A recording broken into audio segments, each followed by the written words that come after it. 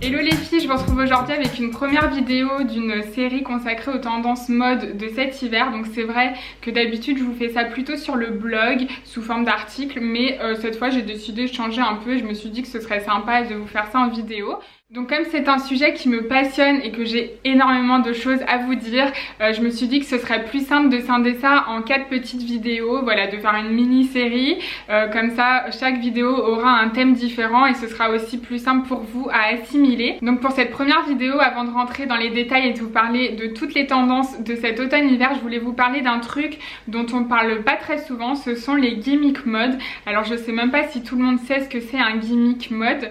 En fait, pour vous expliquer un peu brièvement, c'est la manière dont on va porter le vêtement, la manière dont on va venir se l'approprier. Donc je sais que ça peut paraître dingue, mais il y a des modes aussi dans la façon de porter les vêtements. Enfin souvent on le fait même inconsciemment, mais par exemple le fait de nouer son t-shirt, le fait de rentrer sa chemise dans le pantalon, enfin je dis ça comme ça, mais voilà, tout ça c'est des gimmicks mode. Et moi je trouve ça indispensable de s'en intéresser parce que c'est le petit détail qui va faire la différence dans le look et qui va le rendre beaucoup plus actuel, beaucoup plus dans la tendance. Donc vraiment faut pas négliger ce détail. On peut avoir une pièce hyper tendance et mal la porter, du coup ça fait un petit décalage et c'est pas toujours top. Donc voilà, vaut mieux être au courant de toutes ces tendances un peu inconscientes. Donc c'est de ça dont je vais vous parler dans cette vidéo. Et du coup on va voir tout de suite tous les gimmicks mode à adopter cette saison et ce qui se fait en ce moment. Alors le premier gimmick dont je voulais vous parler, c'est celui de porter sa chemise avec une épaule dénudée. Donc pour la réaliser, en fait c'est très simple, il suffit de décaler les boutons de sa chemise pour créer un peu d'espace. On laisse un côté normal et l'autre côté du coup, comme c'est décalé, il y aura de l'espace, va retomber sur l'épaule, donc ça va créer une asymétrie qui est très très sympa. Moi personnellement je suis fan de ce gimmick, je trouve qu'il fait vraiment, il apporte vraiment une touche hyper moderne à la chemise. Du coup quand on la fait blouser aussi dans une jupe ou dans un pantalon, c'est absolument canon. Voilà, ça marche aussi également pour les vestes. J'ai vu, vous savez, aussi des bombers un peu souples qu'on viendrait fermer jusqu'ici et laisser une épaule tombante comme ça. Du coup c'est canon et ça marche également avec les pulls. Bon ce n'est pas le même système, mais c'est bien aussi de laisser tomber le pull un peu sur l'épaule, c'est très très joli, ça dévoile un peu, ça suggère sans être trop vulgaire. Voilà, c'est le petit côté sexy, très féminin que j'aime beaucoup. Et dans le même esprit, il y a aussi celle qui du coup boutonne les boutons correctement mais ouvre un maximum la chemise. Alors pour le faire, il faut une chemise très longue et qui laisse retomber les deux épaules. Donc ça crée une encolure bardeau et c'est très très sympa avec le col qui revient ici. C'est vraiment pas mal et pareil, ça donne toujours ce petit côté très féminin de s'approprier la chemise masculine. Et d'ailleurs Zara, qui a compris que c'était vraiment dans la tendance, a sorti 2 modèles de chemises multiposition. Alors ils ont intégré des bretelles à l'intérieur, comme ça si on veut la porter à épaules dénudées et tout ça c'est faisable et c'est même plus facile avec la bretelle qui tient la chemise. Donc voilà, c'est vraiment quelque chose d'actuel et que je vous recommande de tester. C'est vrai qu'en hiver c'est pas toujours simple d'avoir les épaules dénudées, mais si vous pouvez vous le permettre, faites-le. Je vous jure que le résultat est canonissime. Et pour le faire aussi, essayez de choisir une matière qui soit un peu fluide ou alors une belle matière en popeline. En fait quelque chose qui fasse pas très cheap. Faut vraiment que ce soit assez quali, donc faites attention à ce détail là aussi. Ensuite, toujours pour vous parler de chemise, c'est vrai qu'il y a cette mode qui est là depuis l'année dernière déjà de porter sa chemise à l'envers pour laisser l'ouverture dans le dos. Alors ça c'est canonissime, par contre il faut trouver la bonne chemise où le devant soit pas très moche, parce que c'est vrai que sur Instagram c'est super joli, on voit que le dos, mais on se demande comment c'est devant. Et pour avoir tenté l'expérience, je peux vous garantir que ça marche pas avec toutes les chemises. Il faut vraiment que la chemise de base ait un joli derrière. En fait faut pas trop qu'il y ait de couture qui coupe. Vous savez, des fois on a une couture comme ça en travers du dos, voilà, ça faut éviter. Faut qu'elle soit aussi très qualitative. Mais ça peut être une façon de porter la chemise qui est très très sympa et du coup très tendance. Un autre gimmick qui lui est assez récent, que j'ai découvert récemment, c'est le fait de porter un t-shirt à message ou à logo sous une robe cache-cœur ou une robe portefeuille, donc une robe qui serait quand même assez décolletée.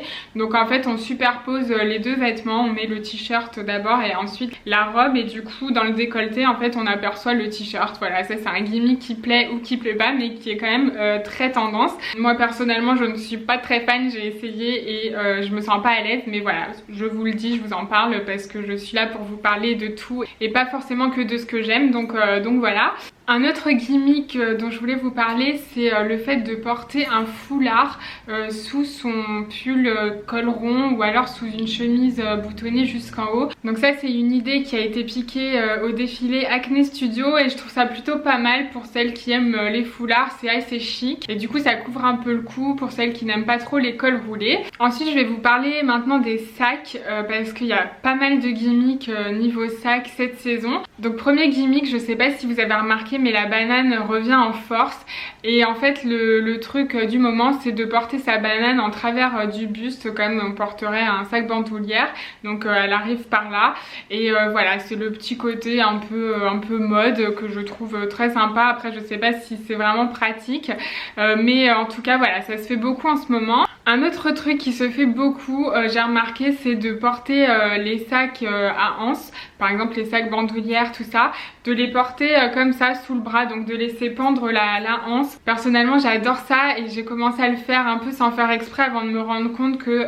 c'est une mimique que j'avais certainement vue sur Pinterest ou sur Instagram.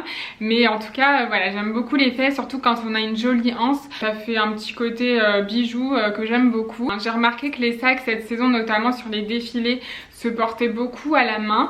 En fait, on va venir enrouler les anses autour du poignet et le porter à la main. Et sinon, concernant les sacs bandoulières, ce qui se fait beaucoup, en fait, c'est le retour du crossover bag, donc porter son sac vraiment façon bandoulière, de croiser sur le buste.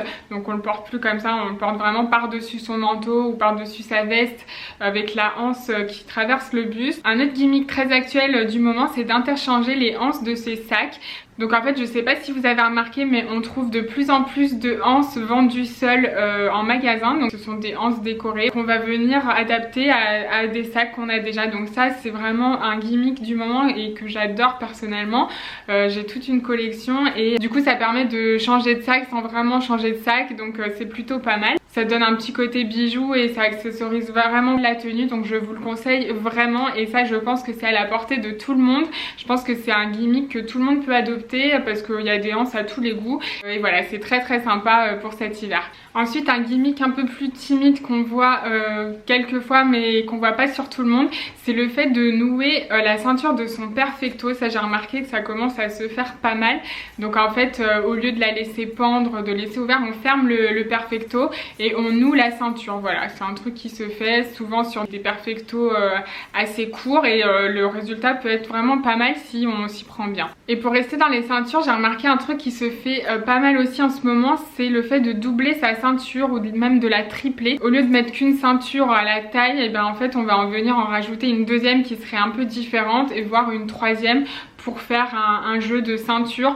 Et ça, c'est vraiment très très sympa, à condition d'avoir la morphologie adaptée pour porter des ceintures à la taille bien sûr, et aussi d'avoir des ceintures sympas qui se ressemblent pas trop pour créer ce jeu vraiment de matière, de couleur qui est très intéressant sur ce type de gimmick. Ensuite, toujours dans les ceintures, un autre gimmick que j'aime beaucoup, c'est le fait de ceinturer ses manteaux ou ceinturer ses blazers, ses vestes. Ça, c'est un truc qui se fait beaucoup et il faut pas hésiter à le faire parce que ça féminise vraiment la silhouette. Quand on a un manteau un peu masculin par exemple, si on vient le ceinturer avec une belle ceinture en cuir, ça peut être vraiment très chic. Et pareil pour le blazer, c'est vrai qu'on n'y pense pas forcément, mais tous les blazers, vous savez, à coupe droite, très masculin, et bien en fait c'est hyper sympa de venir le féminiser avec une belle ceinture.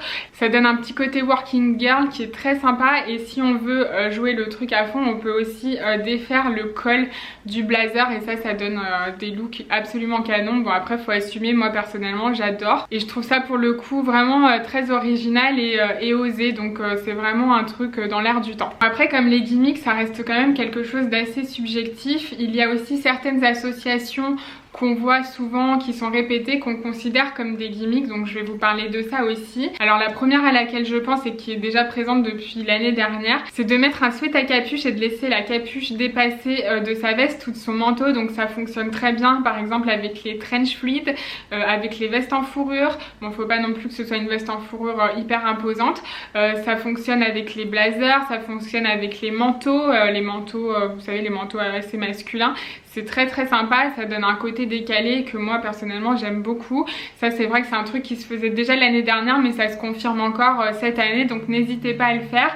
Et il y a même des enseignes qui du coup vous proposent carrément des vestes ou des manteaux avec capuche intégrée, donc ça peut être aussi pas mal et souvent elles sont amovibles. Donc selon le style, on peut la porter ou non. Et enfin, je voulais vous parler d'une dernière association qui est celle des bottines chaussettes associées à un jean vintage cropped ou un jean flare cropped. Enfin voilà, le but c'est que ce soit un 7/8e et qu'en fait la boot se rentre dans le jean. Je sais pas si vous voyez ce que je veux dire, mais ça se fait beaucoup. Et c'est vrai que j'étais pas très fan l'année dernière, mais cette année je commence vraiment à aimer ce style et je pense que je vais craquer. Donc voilà.